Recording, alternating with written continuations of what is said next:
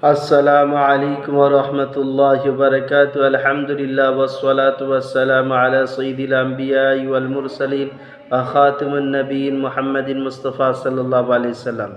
আজ যে বিষয়বস্তুর উপরে হাদিস পড়া হবে সেটা হচ্ছে এই যে জানাজার নামাজে তিনটে বেজোড় কেন সব বাঁধা হয়, বেজোড় সব কেন রাখা হয়। আসুন সেই বিষয়ে হাদিস শুনি। عن مالك بن هبيرة قال قال رسول الله صلى الله عليه وسلم ما من مؤمن يموت فيصلي عليه أمة من المسلمين بلغوا أن يكون ثلاثة صفوف إلا غفر له قال فكان مالك بن هبيرة يتحرى إذا قل أهل الجنازة أن يجعلهم ثلاثة صفوف। হযরত মালিক বিন হুবাইরা রাদিয়াল্লাহু তাআলা রাদিয়াল্লাহু তাআলা আনহু বর্ণনা করছেন যে রাসূল পাক সাল্লাল্লাহু আলাইহি ওয়াসাল্লাম বলেছেন, যখন কোনো মুমিন মুসলমান মারা যাবে আর একটা জামাত যে 3 সফের বারাবার হবে, যদি এতটা মানুষ নামাজ পড়ে তাহলে আল্লাহ তাআলা তার ক্ষমা করে দেন।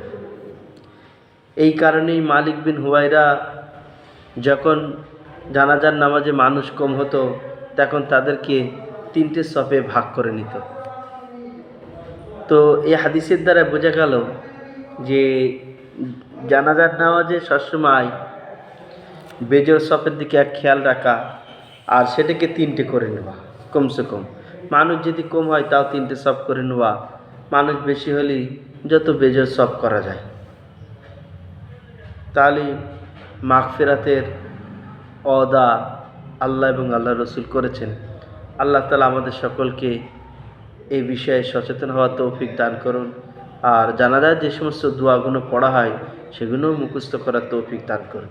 বড় দুঃখের বিষয়, এই জমানায় মুসলমান ও মুমিন আমরা এরকম যে আমরা মাটি ধোয়ার দোয়া পর্যন্ত জানি। ওইখানে মাটি ধোয়ার সময় যদি ইমাম মুয়াজ্জিন বলে দেয় তাহলে যেই আর নারী চুপচাপ মাটি ধরে নিয়ে বসে থাকি। ওই জন্যই এরকম গাফিল জিন্দেগি না কাটিয়ে আমরা সতর্ক হই। আর যেখানে যে স্থানে যে জায়গায় নবীজি যে দোয়াগুলো পড়েছেন আমরা সেই দোয়াগুলো একটা একটা করে মুখস্থ করি। বাকি জিন্দেগিটা ইনশাল্লাহ নবী পাক সাল্লাল্লাহু আলাইহি সাল্লামের অনেক দোয়া, অনেক সুন্নত আমরা নিজেরাই জিন্দেগিতে বাস্তবায়িত করতে পারবো ইনশাল্লাহ। আল্লাহ তাআলা আমাদের সকলকে এই বিষয়ে সচেতন হওয়ার তৌফিক দান করুন বলেন আমিন। মালিক বিন হুবাইরার রিওয়ায়াতটা হচ্ছে এই যে উনি বলেছেন রাসূল পাক সাল্লাল্লাহু আলাইহি সাল্লাম বলেছেন, যখন কোনো মুমিন মুসলমান মারা যায় আর একটা জামাত যেটা 3টে সফ বারাবার মানুষ হবে এই তার জানাজা পড়ে তাহলে আল্লাহ তাআলা তাকে ক্ষমা করে দেন। আর মালিক বিন হুবাইরা বললেন যে আমার মামুল ছিল যে যখনই লোক কম দেখতাম তাদেরকে 3টে সফে ভাগ করে নিতাম, যে তার জানাজার নামাজ পড়াতাম।